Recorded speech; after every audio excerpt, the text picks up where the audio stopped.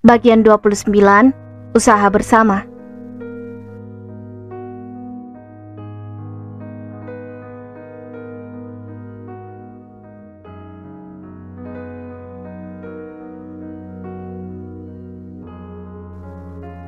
Mataku menyapu ke arah belakang punggung laki-laki itu, berharap suamiku segera datang. "Apa kabar, As?" tanyanya dengan seringai yang membuatku takut. Lututku gemetar disertai degup jantung yang tak beraturan. Kenapa kamu ada di sini?" tanyaku gugup. Bahkan keringat dingin kurasakan mengalir dari balik hijab yang kukenakan.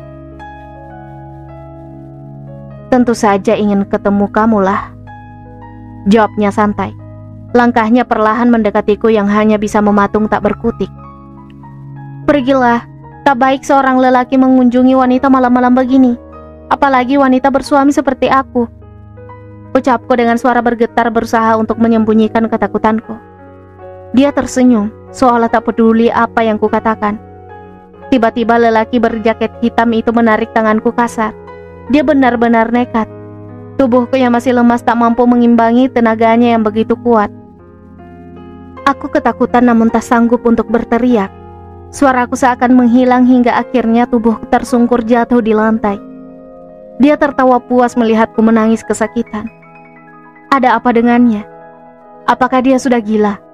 Iblis mana yang telah merasukinya? "Kamu, Gung, apa yang kamu inginkan dariku?" ucapku tergugu masih belum bangkit dari lantai kamar. "Aku ingin kamu ikut denganku," ucapnya kembali menarik tanganku kasar. Aku terseret mengikuti langkahnya. "Jangan, kumohon jangan seperti ini, Gung. Kamu ini manusia atau iblis? Tega kamu berbuat seperti ini padaku?" ucapku berusaha menepis tarikan tangannya yang semakin erat menyeretku. "Kamu yang telah merubahku jadi begini, As. Kamu orangnya." "Tolong, kumohon, lepaskan aku, lepaskan," jeritku memohon belas kasihannya. "Asmi, sayang, bangun." Kurasakan guncangan lembut di pundakku. Suara Ali suamiku membuatku merasa sedikit lega. "As, kamu kenapa? Mimpi buruk ya?" Kurasakan dekapan hangat dari tubuh seseorang. Perlahan kubuka mataku. "Al?" Tersadar tadi hanya mimpi aku membalas dekapan suamiku lebih erat. Tangisku pecah antara takut sekaligus lega. Ali menepuk-nepuk punggungku lembut. "Gak apa-apa sayang, kamu hanya mimpi," ucapnya lembut sambil mengacup keningku. "Aku takut, Al, aku takut," ucapku masih menangis. Walaupun hanya mimpi, tapi itu benar-benar mengerikan. "Takut kenapa? Aku kan ada di sini," bisiknya di telingaku. Perlahan kuatur nafas guna menenangkan perasaanku. Dekapan hangat Ali dan bisikan-bisikan lembutnya membuatku semakin tenang. "Kamu mimpi apa sih, As? Kok ketakutan kayak begini?" tanya Ali setelah aku sedikit tenang. Aku mimpi agung, Al," ucapku lirih menahan tangis yang baru saja terhenti. "Maksudnya?" Wajah Ali berubah cemberut mendengarku menyebut nama lelaki itu. "Aku mimpi dia datang dan memaksaku untuk ikut dengannya," jawabku cepat agar lelaki berkulit putih itu tidak salah paham. Ali mengelus lenganku lembut. Dia menatapku sendu. "Kamu masih memikirkannya sehingga dia hadir di mimpimu?" tanyanya dengan nada sedikit menginterogasi. Aku tersenyum menanggapi pertanyaannya. Pasti dia sedang cemburu. Akan tetapi, kalau kutanya dia tak akan mengakuinya. "Justru aku sedang mikirin kamu sama Nadia tadi. Tiba-tiba aku ketiduran. Tapi anehnya malah mimpiin laki-laki gila itu." Sengaja aku katakan seperti itu agar hatinya tidak salah menilai perasaanku terhadap Agung. Mikirin aku sama Nadia? Memangnya ada apa? Pikirannya teralih mendengar aku menyebut nama Nadia.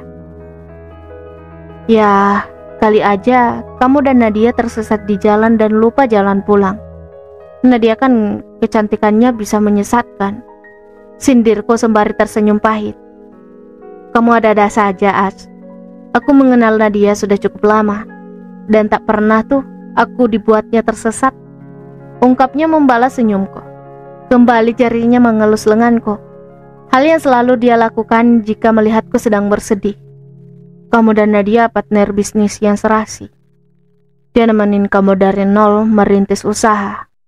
Jarang loh ada wanita yang mau berjuang bersama tanpa komitmen yang jelas. Terangku karena merasa hubungan mereka tidak hanya semata-mata bisnis. Aku kenal Nadia 3 tahun lalu saat ikut kelas khusus di kota ini. Kami dulu satu kelas dan cukup akrab. Ali menjeda penjelasan. Dia menarik nafas berat dan merubah posisi duduknya yang awalnya menghadapi dengan kakinya di atas ranjang. Sekarang kakinya berada di bawah dengan wajah menunduk. Perasaanku jadi tidak enak melihat ekspresi wajahnya yang tiba-tiba berubah muram.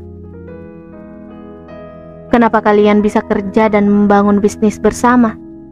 Padahal kan usia kalian saat ini masih muda. Tanyaku semakin ingin tahu tentang kedekatan mereka. Yakin mau dengar ceritaku? Aku mengangguk menanggapi pertanyaannya. Janji gak akan cemburu ya? Aku mengerinyitkan dahi atas pertanyaan itu. Memangnya ada sesuatu yang membuatku bisa cemburu? Tanya aku semakin penasaran. Enggak juga sih. Tanggapan orang kan berbeda-beda untuk setiap keadaan. Jawabnya ambigu. Membuatku tiba-tiba merasa memang ada yang spesial di antara mereka. Insya Allah, aku tidak akan cemburu jika memang tidak ada apa-apa antara kalian. Aku menatapnya untuk meyakinkan akan kesungguhan ucapanku. Kalau ada apa-apa antara aku dan Nadia, kita tidak mungkin menikah, As. Apa yang dia ucapkan benar juga. Dia bisa saja memilih Nadia menjadi istrinya jika dia mau. Karena yang kulihat Nadia menyukai suamiku itu. Ya deh, aku percaya. Cerita sekarang dong. Aku kan penasaran, pengen tahu bagaimana suamiku yang baik ini bisa memiliki beberapa usaha di usia yang masih sangat muda. Itu kan amazing. Ucapku dengan suara manja. Ali tertawa menoel hidungku gemas mendengar jawabanku itu. Oke lah, aku cerita. Dia kembali menarik nafas panjang dan berat seolah hendak menceritakan sesuatu yang berat. Aku menunggu dengan semangat, melupakan sejenak rasa pusing dan mualku. Saat ikut kelas khusus dulu, aku sempat ditawari oleh ayahnya Nadia menginap di rumahnya. Mungkin karena melihat aku dan Nadia sama-sama punya jiwa bisnis, beliau bercerita panjang lebar tentang awal mula beliau merintis usaha hingga akhirnya menjadi pengusaha sukses seperti sekarang ini. Aku masih serius menyimak penjelasan Ali. Pada akhirnya, ayah Nadia meminjamkan modal untukku dengan perjanjian kerjasama dengan Nadia. Beliau ingin agar Nadia bisa melebarkan sayapnya sendiri tanpa mendompleng kesuksesan dirinya. Lanjut Ali serius. Aku yang mendengar penjelasannya itu mulai sedikit bisa menebak kemana arah cerita itu. Terus, modal itu yang kamu pakai hingga hari ini? Tanya aku tidak sabar. Iya, sampai kita nikah waktu itu. Karena setelah ayahnya Nadia tahu aku nikah, ternyata beliau marah dan menyuruhku mengembalikan modalnya. Beliau sepertinya salah paham terhadap hubunganku dan Nadia. Kulihat sendu mata suamiku itu. Ternyata dia menyimpan beban ini sendiri. Tidak pernah cerita apapun padaku. Tapi sudah aku kembalikan modalnya kok. Aku kan punya sawah pembagian dari Abah. Aku jual sebahagian untuk menutupi utangku itu. Terangnya tersenyum lembut padaku. Aku terenyuh mendengar pengorbanan dia untuk mempertahankan aku. Padahal aku sering berpikir kalau dia menikah denganku karena terpaksa. Jadi sebenarnya ayah Nadia hendak menjodohkan kamu dengan anaknya. Begitu kan? Ali mengangguk menanggapi pertanyaanku. Oleh karena itu, aku dan Nadia sekarang tengah membujuk ayahnya agar melupakan niatnya itu. Karena sejak awal aku memang tidak berniat menikah dengan Nadia. Semua kerja sama kami murni karena ingin belajar bisnis. Jelasnya panjang lebar. Tapi sepertinya Nadia menyukaimu, Al. Ucapku ragu. Lelaki berpostur tubuh tegap itu menatapku, seolah membenarkan jawabanku. Yang terpenting, aku hanya mencintai istriku, ucapnya tersenyum yakin. Sudahlah, tidur yuk. Kamu istirahat yang banyak, supaya cepat pulih. Ucapnya kemudian memperbaiki letak selimutku. Dia menuntunku untuk berbaring, sembari lengannya melingkar di tubuhku. Semoga saja perasaannya saat ini tidak berubah terhadapku seiring berjalannya waktu.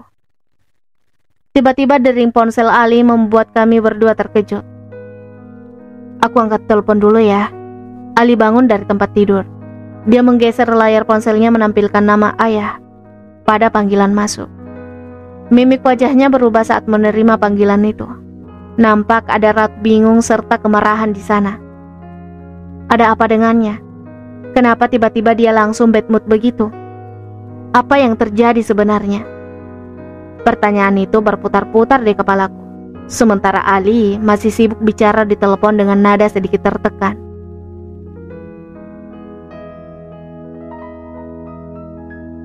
Bersambung.